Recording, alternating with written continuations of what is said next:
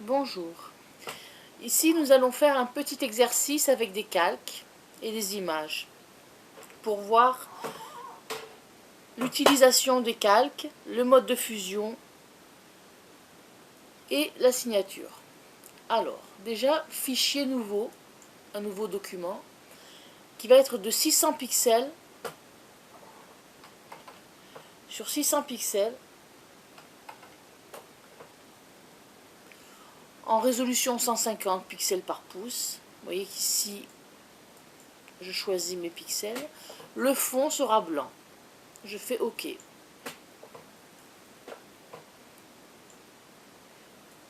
Ici, j'ai 3 documents. Alors là, on va le mettre ici. Mon fond blanc et mon plan de travail. Et c'est un arrière-plan. Vous voyez qu'il y a le cadenas et c'est marqué arrière-plan. Donc il n'est pas modifiable. Du moins comme ça. Je vais y mettre un calque qui sera un livre. Je vais glisser, faire glisser. Je maintiens avec ma souris le clic gauche et je fais glisser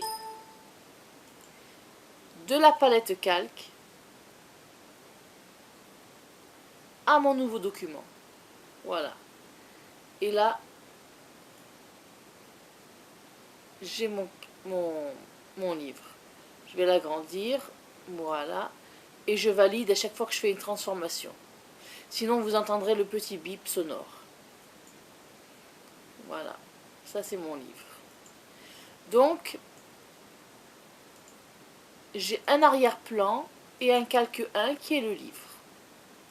Sur le livre, je vais y mettre un paysage que je vais incruster. On va ouvrir, on va prendre un paysage. Voilà, que j'ouvre, voilà. Alors vous voyez comme il s'imbrique, les images s'imbriquent, elles se ferment par les petites croix et elles s'ouvrent tout simplement en tenant la souris, clic gauche de la souris et je déplace. Là, calque 0. Le plus dur au début, c'est de jongler avec tous ces calques, quand vous en avez plusieurs. Donc vos fenêtres, il faut les fermer au fur et à mesure. Vous ne travaillez jamais sur un original, toujours sur une copie.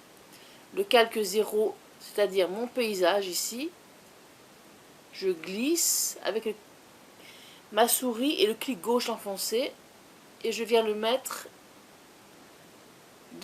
sur mon livre. Et là, je peux fermer la fenêtre. Voilà. Je positionne ma petite fenêtre là, mon image. Pour ça, il faut que l'outil déplacement soit sélectionné. Très important. Et vous voyez le cadre apparaître parce que sélection automatique et option de transformation sont cochées, ainsi que calque et non groupe. Voilà. Je vais changer le mode de fusion. Alors, le mode de fusion permet d'adapter les couleurs entre elles. Ici, je vais choisir incrustation avec une opacité à 80%.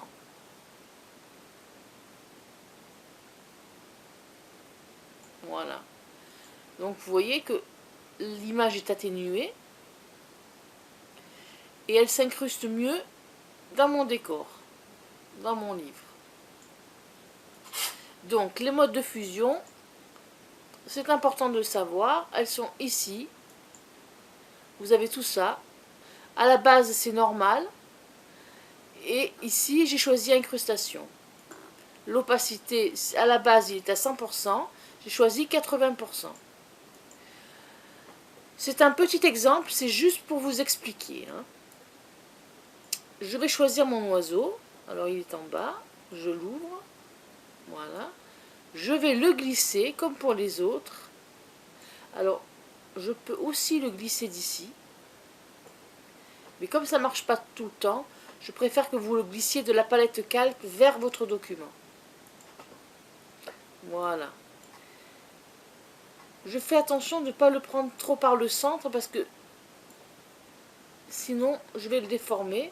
Donc je le prends vers un coin, voilà, et je le positionne là où je veux. Peu importe, voilà. Non, je le mets dans l'herbe, voilà. Vous voyez que mon outil de déplacement est sélectionné. Aucun autre outil n'est sélectionné, donc c'est l'outil de déplacement qui l'est. Ici, je vais le mettre en mode luminosité.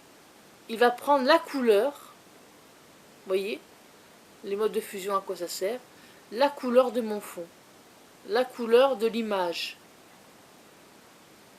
Voilà. Maintenant, je peux très bien le laisser à normal, mais c'est pour vous montrer.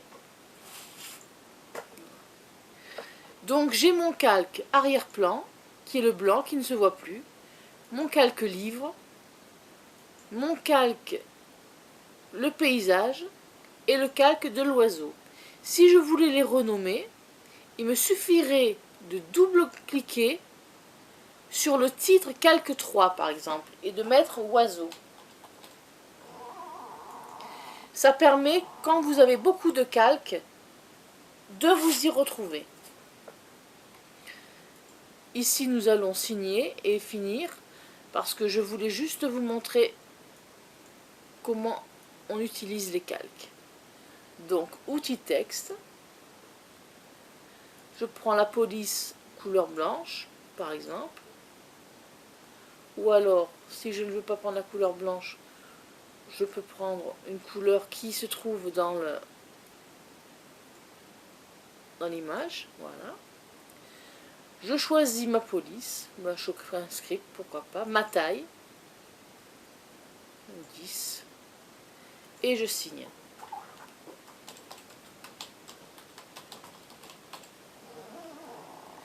Je valide, comme toujours, une fois que j'ai écrit. Et là, on ne voit pas beaucoup.